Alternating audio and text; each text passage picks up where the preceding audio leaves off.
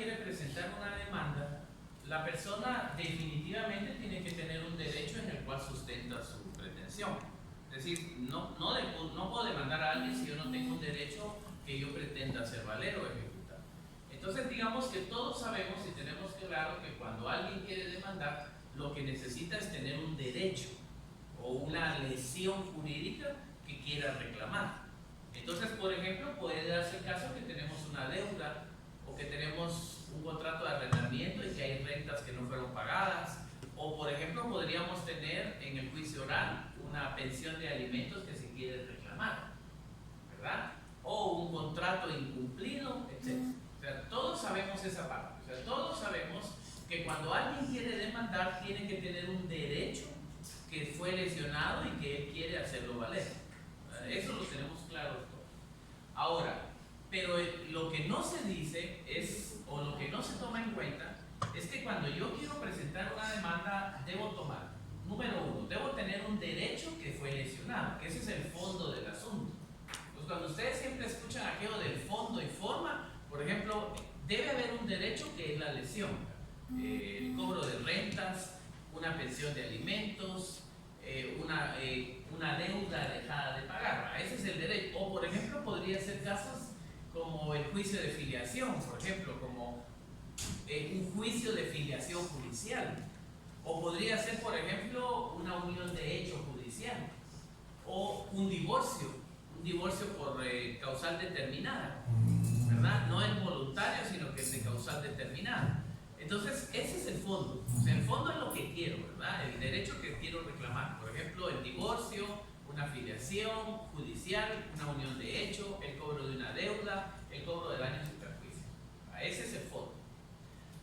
Pero toda demanda, y ahí es donde surgen los que se llaman los presupuestos procesales, es toda persona que quiere demandar, aparte, independiente del derecho que quiere reclamar, de lo que a él le interesa, por ejemplo, el divorcio que necesita, ese es el fondo. Aparte de eso, toda persona que quiera ejercitar el derecho de acción para ir a promover una pretensión, o sea, se recuerdan como menos como aquel de privado, deben definir qué es acción. O sea, deben saber ustedes qué es el derecho de acción. Y segundo, qué es la pretensión. Entonces se recuerdan, el derecho de accionar, ¿qué es? El derecho de accionar es la facultad de acudir ante un juez para ejercer una pretensión. Ese es el derecho de acción. O sea, la facultad de ir como un juez es el derecho de acción. Y lo que quiero es la pretensión procesal, ¿verdad? Eso es lo que yo quiero. Entonces, si ustedes, por ejemplo, si ustedes ven en el caso de su Código Procesal Civil, artículo 51, entonces tenemos el derecho de accionar es la facultad de acudir ante un juez a ejercer una pretensión. La pretensión es lo que queremos. Entonces la pretensión es, por ejemplo, me quiero divorciar o quiero una pensión de alimentos. Esa es la pretensión. Bueno, entonces lo que tenemos que dejar claro es, toda persona que necesita ejercer el derecho de acción y formular una pretensión, tiene que tener un derecho que está lesionado. Ese es el fondo. Pero aparte, la persona que quiere ir como un juez, tiene que reunir otros requisitos que no tienen que ver con el fondo del asunto. O sea, debe cumplir requisitos que no tienen que ver con el fondo. Esos requisitos que no tienen que ver con el fondo, pero que el juez no le puede dar trámite a la demanda si no los reunimos, eso es lo que se llaman presupuestos procesales. Es decir, son requisitos que no tienen que ver con el fondo del asunto, que no tienen que ver directamente con lo que queremos, con el divorcio, por ejemplo, pero que sí tenemos que reunir esos requisitos. O sea, sí tenemos que cumplir esos requisitos, porque si no los cumplimos, el juez no le va a dar trámite a nuestra demanda. A esos requisitos que no tienen que ver con el fondo, pero que no permiten que la demanda camine, a eso es a lo que se le llama presupuestos procesales. Entonces, los presupuestos procesales son aquellos requisitos que toda persona debe reunir previo a la demanda. O sea, antes de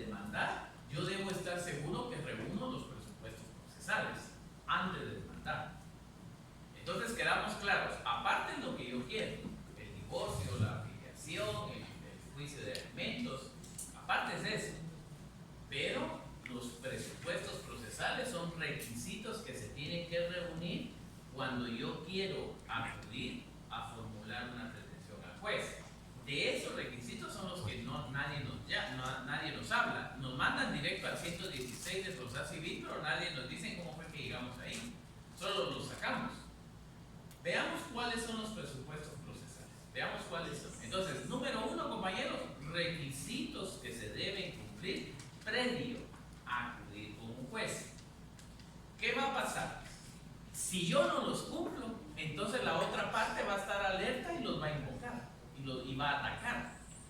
Y como les digo, no va a atacar el fondo de la pretensión, va a atacar la forma, los requisitos. Entonces veamos el primer presupuesto. Dentro de los presupuestos que tenemos, primer presupuesto. Toda persona que quiere acudir con un juez debe tener la capacidad para poder ejercitar derechos. Ese es el primer presupuesto. Vean que no tiene que ver con el fondo, que no tiene que ver, por ejemplo, el cobro de rentas, el divorcio, la filiación. Es todo el primer presupuesto. Toda persona que quiera acudir ante un juez debe tener la capacidad para poder ejercitar para hacer efectivo el derecho de acción. O sea, toda persona que quiera acudir con un juez debe reunir el primer presupuesto. Vean artículo 44, compañeros, del procesal civil. Artículo 44. Entonces, ¿cuál es el primer presupuesto? ¿Verdad? Tener capacidad procesal. Ese es el primer presupuesto. Entonces significa que toda persona que quiera acudir ante el juez debe tener la capacidad de poder litigar directamente ante un juzgado, sola. Ahí es sola, es decir, no con intermediarios. Aquí es yo para poder ir con el juez yo debo tener esa capacidad. Entonces aquí tendrán capacidad para litigar las personas que tengan el libre ejercicio de sus derechos. ¿Quién tiene el libre ejercicio de sus derechos, compañeros? Los civilmente capaces. Vean artículos 8 y 9 del civil. Entonces, ¿quién es el que tiene el libre ejercicio de sus derechos? ¿Verdad? Vean el artículo 8 y 9 del civil, compañeros. Entonces, ¿quiénes son los que tienen el libre ejercicio de sus derechos? Vean en el 8 y el 9. Entonces van a ver del artículo 8 y 9 que las personas que tienen la capacidad para ejercer sus derechos son las personas mayores de edad. O sea, las personas mayores de edad, según el 8 y el 9. Y una cuestión importante es, número 1, los mayores de edad. Esa es la primera condición, según el 8. Mayores de edad. Pero ahora vean el 9. Podemos tener una persona mayor de edad, pero que ahí viene el otro, que no adolezca de incapacidad temporal ni permanente. Es decir, podríamos tener una persona mayor de edad, pero le falta un tornillo, ¿verdad? Entonces esa persona no va, aunque sea mayor de edad, no va a poder. Entonces cuando ustedes les pregunten quiénes tienen capacidad procesal, ustedes dicen, las personas mayores de edad que se encuentren en el libre ejercicio de sus derechos civiles. No basta con decir mayor de edad. O sea, eso no es suficiente, que ustedes digan los mayores de edad. Eso no es suficiente. Tienen que decir las personas mayores de edad que se encuentren en el libre ejercicio de sus derechos civiles. Ese es el elemento adicional, ¿verdad? Así es como se tiene que decir. Entonces, ¿qué hacemos? Unimos el 8 y el 9 y de ahí sacamos la definición. Y entonces en el 44, compañeros, del procesal civil, no olviden relacionar 8 y 9 del civil, ¿verdad? No olviden vincularlo con el 8 y 9 en cuanto a la capacidad, ¿verdad? Entonces, primer presupuesto, toda persona que quiera acudir a un juez a ejercer el derecho de accionar tiene que tener capacidad y libre ejercicio de sus derechos. Ya vimos lo contrario en el caso del 8 y 9. Ese es el primer presupuesto. Segundo presupuesto. Estamos hablando de los presupuestos procesales. Segundo presupuesto. Si yo voy a ir con un juez, lo primero que yo debo observar cuando voy a plantear una demanda es que yo voy a ir con el juez que es competente para conocer de mi asunto. Ese es el segundo presupuesto. Es decir, toda persona que va a acudir con un juez, que va a ir con un juez, debe tener el cuidado de que va a ir con un juez que es el que está facultado para conocer de su asunto. Eso es lo que se llama, compañero, lo que tenemos nosotros, lo encontramos en el artículo, está en artículo 4, artículo 7 del procesal civil, 4 y 7 del procesal civil. De hecho, en el procesal civil lo encontramos entre el 7 y el 24, ¿verdad? Entre el procesal civil. Entonces, la primera regla es, la segunda regla, el segundo presupuesto. Si yo voy a ir con un juez, voy a ir con el juez que es el competente para conocer de mi asunto, que es el que está facultado para conocer de mi asunto. No puedo ir con otro que no sea el que está facultado para este tema. Entonces, el segundo presupuesto procesal es que yo voy a ir con el juez que es el competente para conocer mi asunto. Y ahí deben recordar, ahí es donde ustedes deben recordar que la competencia se divide en 4. O sea que hay 4 clases de competencia. Entonces tenemos competencia por razón de la cuantía, tenemos competencia por razón del territorio, competencia por razón de la materia y competencia por razón de grado. Entonces, yo debo encajar las 4 competencias, ¿verdad? Y dije, de la materia, sí dije, va. Entonces tengo competencia por razón de la cuantía, es el 7, ¿verdad? Después tenemos competencia por razón del territorio, es el 12. Tenemos competencia por razón de la materia, ese está prácticamente dentro del 1. Y tenemos competencia por razón de grado, eso está en la ley del organismo judicial. Eso es saqueo de juez de paz, primera instancia, segunda instancia. Juez de paz, primera instancia, segunda instancia. Ese es el grado. Esa es la competencia por razón de grado. Entonces, juez de paz, juez de primera instancia, salas. Competencia por razón de la cuantía. ¿Se recuerdan que en competencia por razón de la cuantía tenemos procesos de ínfima cuantía, de menor cuantía y de mayor cuantía? Y también tenemos de valor indeterminado, de asuntos de valor indeterminado. Y aparte está la jurisdicción voluntaria, que son de la materia. Y por territorio, ahí es donde tenemos el juez del departamento de Guatemala, el juez de Zacapa, el juez de Chiquimula, el juez de Izabal. Entonces, segundo presupuesto, compañeros, debemos acudir con el juez que es el competente para conocer de mi asunto. Ese es el juez competente de mi asunto. Y competente por cualquiera de las 4 clases de competencia, ¿verdad? Cualquiera de las 4 clases. Competencia por razón de la cuantía, por razón de la materia, por razón del territorio, por razón de grado. Cualquiera de esas competencias, ¿verdad? Y se recuerdan que dependiendo de cada una se derivan otras, ¿verdad? Por ejemplo, por eso les decía yo que en razón de la cuantía tenemos ínfima cuantía, menor cuantía, mayor cuantía, y también hay valor indeterminado y jurisdicción voluntaria. Y por competencia por razón de la materia tenemos penal, civil, laboral, familia, niñez, etc. Por razón de grado, juez de paz, juez de primera instancia, juez de segunda instancia. Y territorio en los departamentos. Es que el de turno eso es penal. El juez de turno es penal. Cubre el periodo de tiempo donde los jueces ordinarios no están presentes y derivado que hay garantías que hacer cumplir. Existen juzgados de turno porque hay plazos que se deben cubrir, como por ejemplo la detención, que tiene un plazo de 6 horas, y la audiencia de conocimiento de hechos que se debe hacer dentro de esas 6 horas. Sí, no, pero ese es solo es dentro del área penal, cubriendo el periodo de tiempo donde no están los jueces ordinarios. Bueno, entonces, ese es el segundo presupuesto. tercer presupuesto. Ese es el segundo. El tercero.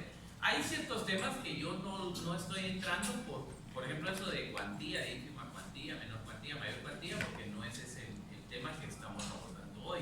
De repente, para los próximos días continuamos y podemos abordar ese tema, pero ahorita solo me estoy limitando a los presupuestos. Bueno, el tercer presupuesto. El tercer presupuesto consiste en que cuando una persona pretende demandar, cuando una persona va a demandar, debe ser dueño del derecho que pretende hacer valer. Eso se llama legitimidad o legitimación. Es decir, la legitimidad o legitimación consiste en que cuando una persona pretende provocar una demanda, debe ser el dueño del derecho que pretende hacer valer, o debe tener razón para ejercitar ese derecho. A esto es lo que se le llama legitimación. ¿Verdad? Eso se le llama legitimación. Ese es el artículo 51 del procesal civil. 51. Eso se le llama legitimación. En pocas palabras, ¿qué es legitimación? Ser el dueño del derecho que se pretende hacer valer. Pero yo no puedo demandar porque a mi vecino le pasó algo. Yo no puedo ir a demandar por algo de mi vecino. Entonces yo debo ser el dueño del derecho que se pretende hacer valer. O en su caso, tener una razón por la cual yo estoy hablando en nombre de otra persona. Por ejemplo, el representante legal de una sociedad, el órgano de administración de una sociedad, el gerente de una sociedad, o por ejemplo un funcionario que sea el representante de una institución. Entonces él, claro, no es de él ese derecho, pero él sí lo representa. Entonces, pero en pocas palabras, en el artículo 51 fue el que les dije, ¿verdad? 51, vean que dice, cómo señala el 51, dice, la persona que pretenda hacer efectivo un derecho o que se declare que le asiste, puede pedirlo ante los jueces. Y después dice el segundo párrafo, para interponer una demanda o contrademanda es necesario tener interés en la misma. Eso es lo que se llama legitimación. Yo no puedo demandar porque a mi vecino le pasó algo, o porque yo considero que a mi vecino tal cosa, no puedo hacerlo. Yo debo ser el dueño del derecho que se pretende hacer valer o tener interés en el asunto. Pero si tengo interés en el asunto, entonces yo me considero legitimado para eso. Entonces eso es lo que se llama legitimación en el caso del artículo 51. Otro presupuesto procesal, el otro presupuesto procesal que tenemos, quien hable en nombre de otra persona, el que hable en nombre de otra persona, debe acreditar la representación que ejercita. O sea, el que vaya a hablar, el que comparezca y diga que habla en nombre de otra persona, lo que debe hacer es comprobar que él está facultado para hablar en nombre de la otra persona, ya sea porque es su hijo, su esposa, su hermano, o inclusive porque él es el gerente de la entidad o el órgano de administración de la sociedad, o el representante legal o el mandatario. Es decir, el que hable en nombre de otra persona tiene que estar facultado y demostrar que tiene las cualidades y facultades para hablar en nombre de otra persona. Eso es lo que se llama representación.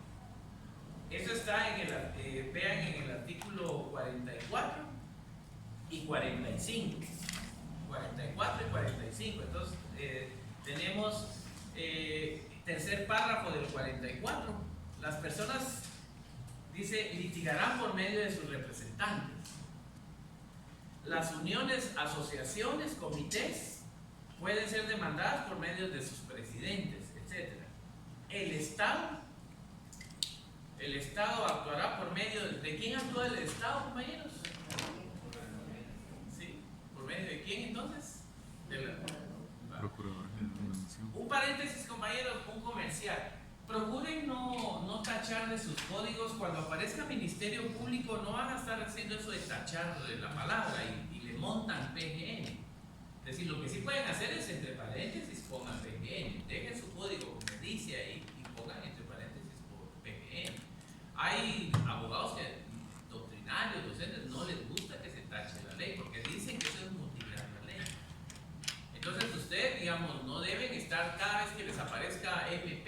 estarlo tachando y ponerle encima PGN. No deben hacer eso. Porque lo que sucede es, número uno, no hay ningún artículo que nos haya dado autorización para andar tachando la palabra MP de los códigos. Ninguno ha dicho que se puede hacer eso. Lo que hay es un decreto, que es un decreto aclarativo, que dice que cuando en una ley encontremos al MP, debemos aplicar una regla y debemos decir, cuando los asuntos sean penales, procesal penal, penitenciario o amparo, debemos entender Ministerio Público. Todo lo demás, PGN. Pero nunca nos autorizó a andar reformando nosotros las leyes y tachando de donde encontremos MP. ¿Va? Eso nunca lo hizo el decreto. El decreto es un decreto aclarativo, que es el decreto 25-97. Es un decreto aclarativo. El decreto lo que dijo fue, lo que señaló fue, en todo asunto del orden penal, procesal penal, penitenciario y amparo, se deberá entender que cuando aparezca la palabra MP, es MP. Todo lo demás es PGN. Lo que no sea, es decir, entonces, lo que no sea penal, procesal penal, penitenciario y amparo, es PGN. Entonces, pero eso es lo que dice el decreto. Nadie nos dio permiso para andar nosotros tachando los artículos y montándole la palabra PGN. Nadie hizo eso. Ahora, además, otra cosa que es importante es que hay artículos en el Código Civil. Fíjense que los estudiantes, ¿qué hacen? Agarran su Código Civil y lo empiezan a leer. Y cada vez que encuentran MP, tachan y ponen PGN. Y siguen y tachan y PGN. Eso no es correcto, porque hay asuntos en el Código Civil que son las dos instituciones las competentes. Por ejemplo, cuando ustedes tengan oportunidad, vean, por ejemplo, los artículos por ejemplo, la suspensión y la pérdida de la patria potestad, y en el Código Civil, y van a ver que dice que podrá promover la suspensión y pérdida de la patria potestad, dice el Ministerio Público. Y vienen los estudiantes y tachan, y ponen PGN. Y eso no es correcto, porque la promoción de la pérdida de la patria potestad podría ser que derive de un delito, en consecuencia lo va a promover el MP. Pero también podría ser que derive de una medida de protección, entonces lo hace la PGN. Entonces hay casos donde las dos instituciones son competentes. En el Código Civil, hay casos dentro del Código Civil, por ejemplo en asuntos de patria potestad, en asuntos de tutela, donde cualquiera de las dos instituciones van a poder hacer lo que dice ahí. Entonces, por eso no es correcto tachar el MP, porque sí podría ser el MP, ¿verdad? Sí podría ser ese caso, como lo tiene usted ahí. Como el caso del artículo 276 del Civil, ¿verdad? Que vean que en el 276 dice, señala ese artículo, solo podrán promover la acción sobre pérdida o suspensión de la patria potestad los ascendientes del menor, sus parientes colaterales dentro del cuarto grado de consanguinidad y el Ministerio Público, ¿verdad? Pero ¿cuál es la acción? Promover la pérdida o suspensión de patria potestad. Y dice que lo podrán hacer parientes, y después dice el MP. Entonces vienen los estudiantes y tachan MP, pusieron PGN. Pero el MP también podría ser esto. O sea, si el MP dentro de una persecución penal encuentra que hay indicios de delito, ellos también pueden promover una medida de protección. No solo es la PGN la que lo podría hacer. Entonces, por eso lo dejamos así. Entonces, lo correcto, compañeros, de ahí es saber la regla, ¿verdad? Bueno, si volvamos a nuestro tema. Volvamos al tema personería como presupuesto procesal. Como presupuesto procesal. Les había dicho yo artículos 44 y 45. Algo que es importante aquí, compañeros, que podría ser cuestión de evaluación es en qué momento debe acreditarse la personería. ¿En qué momento? Vean el 45, compañeros. La tercera línea del primer párrafo del 45. ¿En qué momento se debe justificar la personería? Dice, en la primera gestión. En la primera gestión. Entonces tenemos que el presupuesto procesal es personería.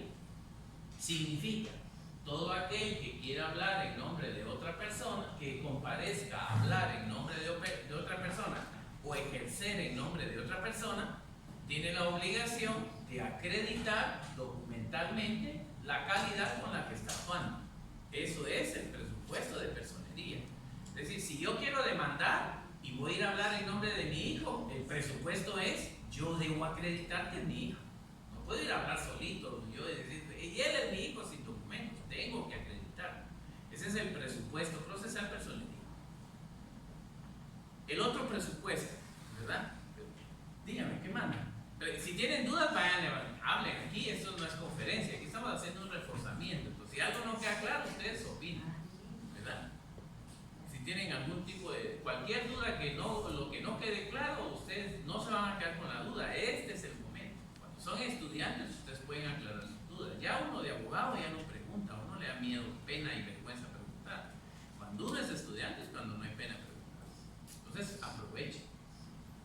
Bueno, estamos en el presupuesto. Entonces llevamos primer presupuesto procesal, capacidad. Segundo presupuesto procesal, competencia. Tercer presupuesto procesal es legitimación. Cuarto presupuesto procesal, personería o representación, ¿verdad? Acreditar personería o representación. Ese sería el... ¿Cuánto llevamos? Cuatro. Ese sería el cuarto presupuesto. Bueno, quinto presupuesto procesal. Las normas procesales, el quinto, vamos al quinto. Las normas procesales siempre nos indican, perdón, voy a hacer un paréntesis. Acuérdense, compañeros, que el derecho adjetivo, ¿se recuerdan ustedes que el derecho está subdividido en dos? Derecho sustantivo y derecho adjetivo. Entonces, ¿se recuerdan?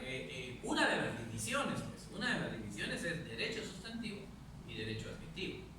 El derecho sustantivo es el que crea los derechos, regula las instituciones, crea figuras jurídicas. O sea, ese es el sustantivo, como el civil, como una parte del Código de Trabajo, como el Código Penal, etc. Crea derechos, crea instituciones jurídicas, regula los derechos. Y el derecho sustantivo es el derecho procesal. El derecho sustantivo es el derecho que contiene el procedimiento, las fases, etapas, procesos, mediante los cuales vamos a llevar a ser ejecutables las normas sustantivas. Entonces, las normas adjetivas son el vehículo, el instrumento para hacer ejecutables las normas sustantivas. Esa es la vía para las cuales las llevamos a la realidad. Esa es una división. Pero otra división del derecho es la que divide al derecho en normas de orden privado y normas de orden público. Esa es otra división, ¿verdad? La que divide al derecho en normas de orden privado y normas de orden público. En el caso de las normas procesales, el derecho adjetivo, todo el derecho adjetivo es de orden público. Todo el derecho adjetivo es de orden público. ¿Y qué significa que el derecho adjetivo sea de orden público?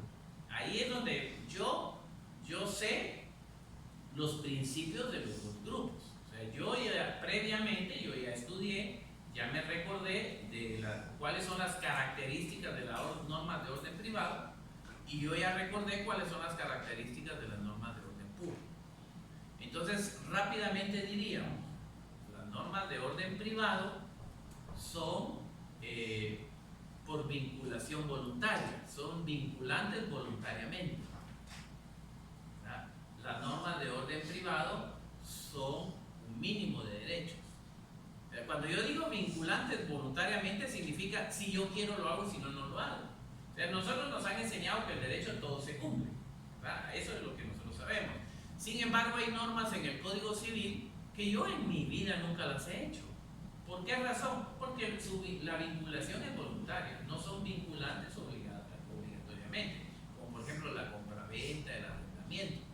Si yo quiero, alquilo, si no, no alquilo, y si yo quiero, compro, y si no, no compro. A mí no me pueden obligar a comprar. Ahora, claro, si yo ya me obligo, ya es otra cosa. Entonces, a mí nadie me obliga a comprar, pero si hago un contrato de compra-venta, a ese sí ya lo debo cumplir, pero ese es otro tema. Entonces, las normas de orden privado, las partes se vinculan voluntariamente, como en el caso del arrendamiento, la 90, aún el matrimonio en su primera etapa es de orden privado. Esa parte donde yo le pido a ella que sea mi novia y que le digo y que le doy flores y esas cosas así, y le pongo canciones, le digo canciones. Hoy sale más barato porque hoy todo lo hacemos por WhatsApp. Entonces antes era más caro, en mi época salía más caro porque había que comprar las cosas, había que comprar la loción, las flores, llevarla a comer y salía bien caro. Ahora no. Antes había que comprar los discos, ¿verdad? Y eso era caro, comprarlo. Había que comprarle, a ella le gustaba tal cosa, había que comprarle su disco. Y cuando salieron los CDs, no le podía dar pirata, le tenía que dar original. Y el original salía 147 al principio, 170. Ahora no, ahora todo es tan sencillo. Ahora la bajo por algún lado de un programa y la mando por WhatsApp. Y quedó bien. Esa es una norma de orden privado. O sea, toda esa etapa del romance, pedir la mano, etcétera, el día que fijamos la fecha del matrimonio, ir a la casa de ella, hacen cena, está toda la familia, está el notario o notaria y estamos nosotros, la pareja. Eso es orden privado, porque a mí nadie me puede obligar a hacer eso. Es decir, aunque ella esté embarazada, no me pueden obligar a estar en ese lugar. Entonces esa es una orden privada. Pero cuando firmamos el acta de matrimonio, en el momento que se firma el acta de matrimonio, ahí se cambia el asunto. Y una relación que era de orden privado, ahora se convierte de orden público. Porque la familia y todo lo que se derive de la familia es orden público. Eso es diferente, ahí es diferente. Entonces, rápidamente, características de las normas de orden privado. Número 1, no son de observancia general. Número 2, las partes se vinculan en forma voluntaria. Número 3, son un mínimo de derecho y regulación.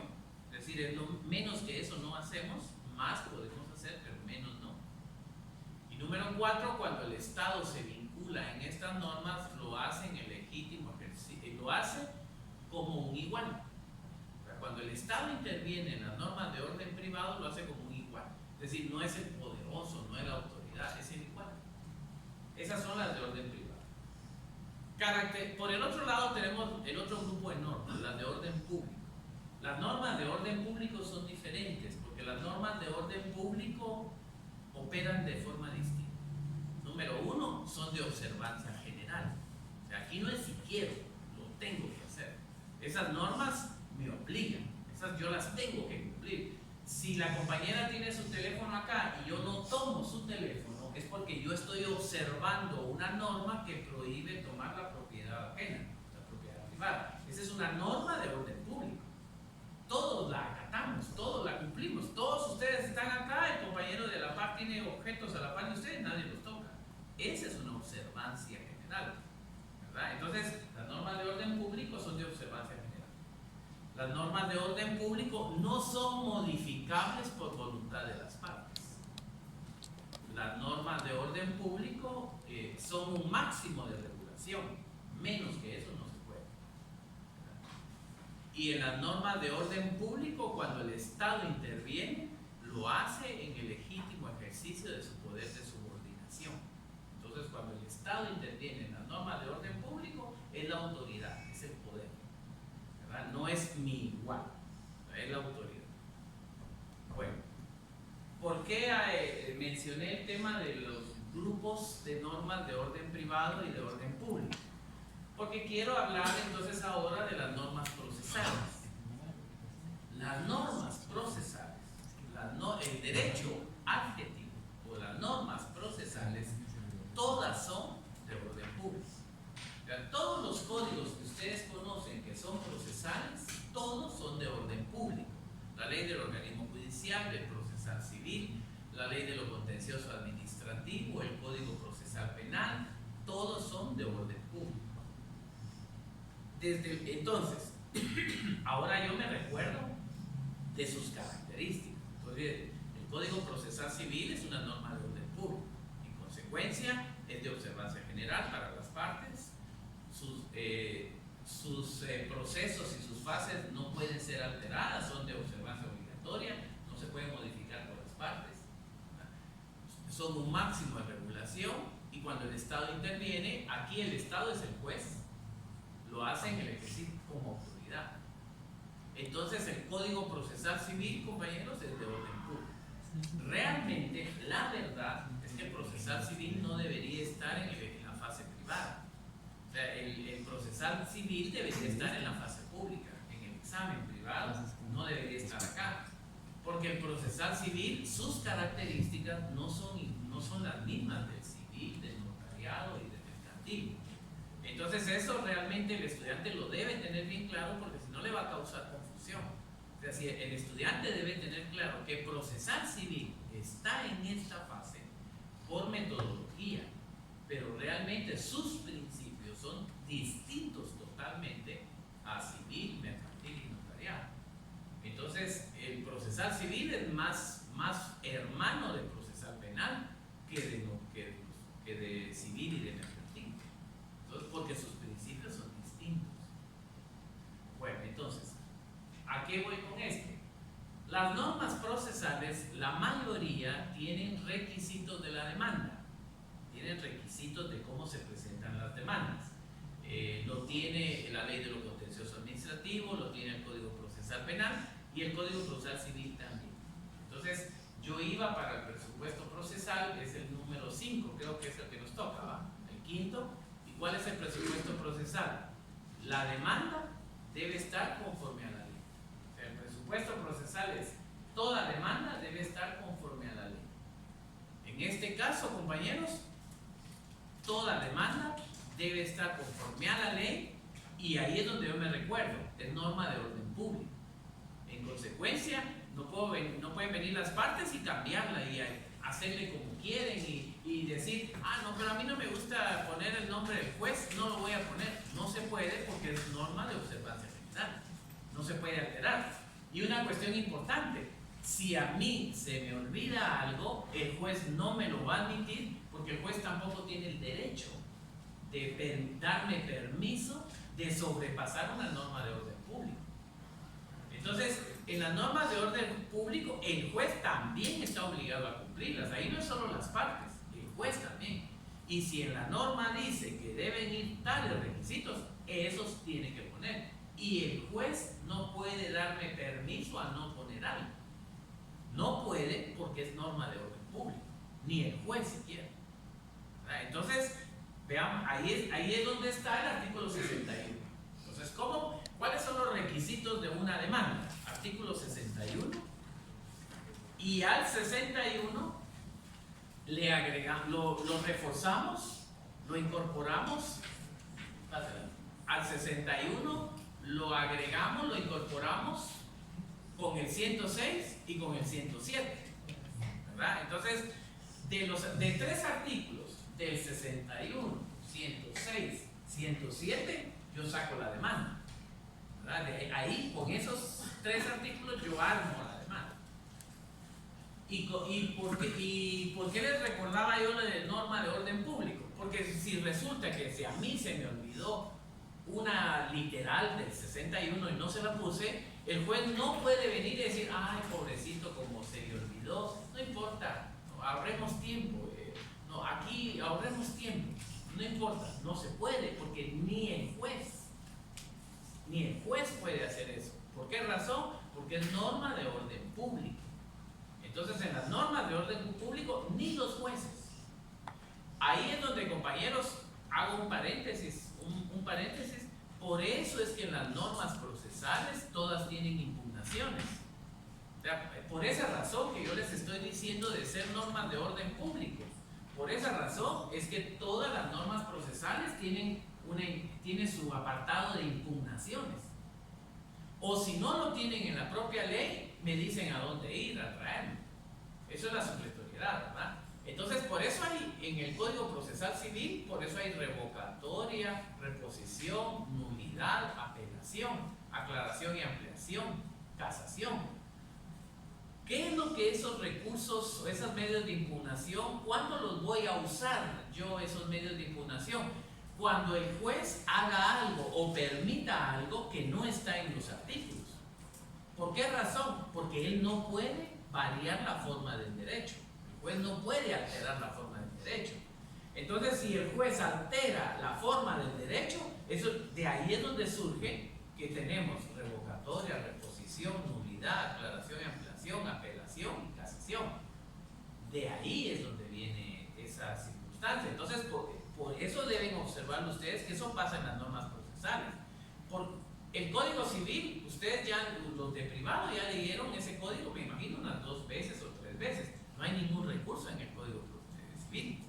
O sea, ustedes lo leen y ahí no hay recursos. ¿Por qué razón? Porque ahí estamos hablando de una norma de orden privado. Aunque tiene su poquito de orden público adentro del civil, ¿verdad? El civil no es 100% de orden privado, tiene un pedacito ahí que es de orden público. Aquello de la familia y todo lo que se derive de la familia es orden público.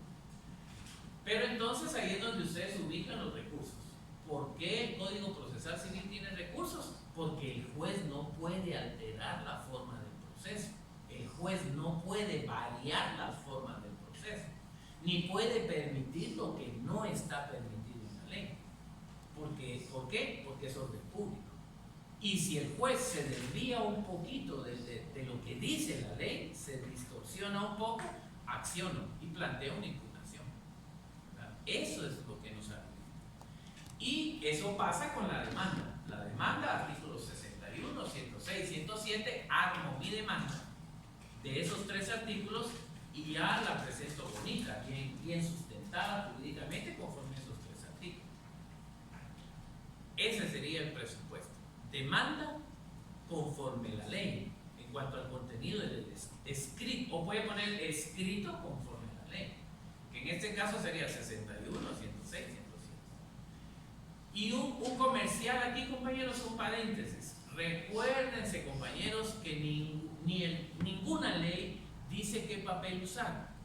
Entonces, les recuerdo que no es legal, no es cierto que las demandas todas tienen que ser en papel oficio. O sea, no hay ninguna ley que diga que vamos a hacer las demandas en papel oficio. Ni tampoco no hay ninguna ley que diga que son 25 líneas. O sea, yo puedo hacer mi demanda en hoja carta y ponerle, si le caben, 60 líneas por lado, ¿verdad? Si le caben. Y si le puedo meter más, le meto más. Claro, no se va a ver bonito. Lo adecuado sería separar bien los espacios, etcétera, para que se vea bonita. Pero les aclaro, ninguna ley manda que se use papel oficio, ni tampoco que se use 25 líneas por lado.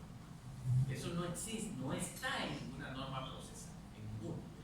Ahora, ¿por qué a nosotros nos gusta, por qué todo el mundo nos dice que los memoriales se hacen en 25 líneas y con hoja oficio? Eso es, compañeros, porque ¿se recuerdan ustedes cuál es el del papel sellado? ¿Cuál es el del papel sellado? Vean, ¿se recuerdan, compañeros, que vean, antes de nuestra actual constitución, antes de esta constitución, los procesos se hacían, vean el artículo 86, vean el 86. Este es un comercial, acuérdense que está haciendo un comercial ahora.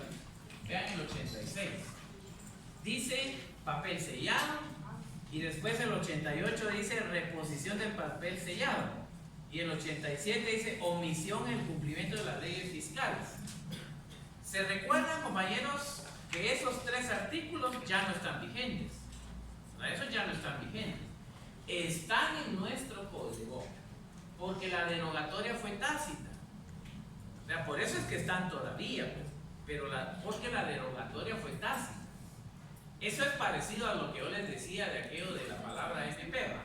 Entonces, como la derogatoria fue tácita, es decir, no fue expresa, al no ser expresa, entonces nadie me dio permiso a borrarlos de aquí. Por eso es que cada vez que ustedes compren un código procesal civil, va a venir siempre con el 86, 87 y 88. Yo lo compro y siempre va a venir con esos artículos. Pero los artículos ya están tácitamente derogados. Sin embargo, los siguen poniendo. ¿Por qué? Porque la derogatoria es tácita. Estos artículos los derogó tácitamente la ley del timbre fiscal y papel sellado especial para protocolos. Esa fue la que los derogó tácitamente esos artículos.